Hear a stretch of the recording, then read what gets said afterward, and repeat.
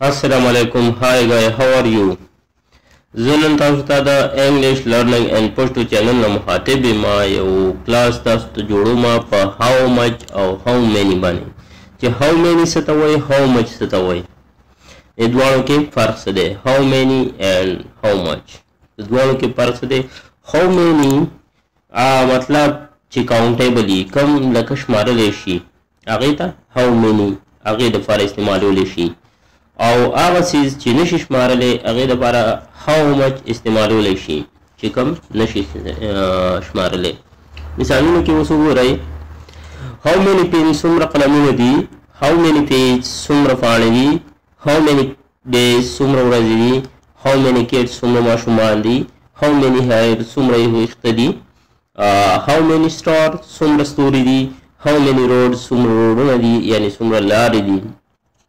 دا ټول شمارلی شي how many pen 1 2 3 4 pen 6 pen 7 pen دا شمارلی شي نو دې ته how many څومره پاڼې دي یو پاڼه دوه پاڼه درې پاڼې how many pages او څومره ورځې دي how many days یوه ورځ دوه ورځ درې څلور پنځه how many kids څومره ماشومان دي یو دوه درې څلور how many hair څومره ویښته دي یو دوه درې څلور پنځه شمارلی شي ویښته how many stars څومره ستوري دي یو ستوری دوه ستوري درې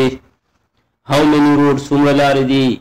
یو لاره دوه لاره درې لارې څلور لارې شمارلی شي ټول دې دپاره how many راځي how much هغه uncountable چې کوم نشي شمارلی هغې دپاره how much راځي how much water څومره اوبه دي اوبه نشي شمارلی یو اوبه دوه اوبه داسې نشي شمارلی how much sugar څومره چینی ده چینی نشي شمارلی how much love څومره مینه مینه نشي شمارلی how much love how much money څومره روپۍ دي نشي شمارلی money how much petrol څومره petrol دي نشي شمارلی petrol how much rice څومره چاول دي نشي شمارلی او how much gold څومره سونه ده نشي شمارلی البته how many kilogram of rice څومره چاول دي 100 کیلو چاول دي نو دلته به کیلوګان شمارلی شي یو کیلو دوه کیلو درې کیلو څلور کیلو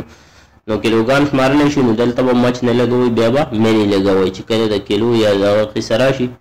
how many kilogram of rice نو بیا به دلته دغه لګوئ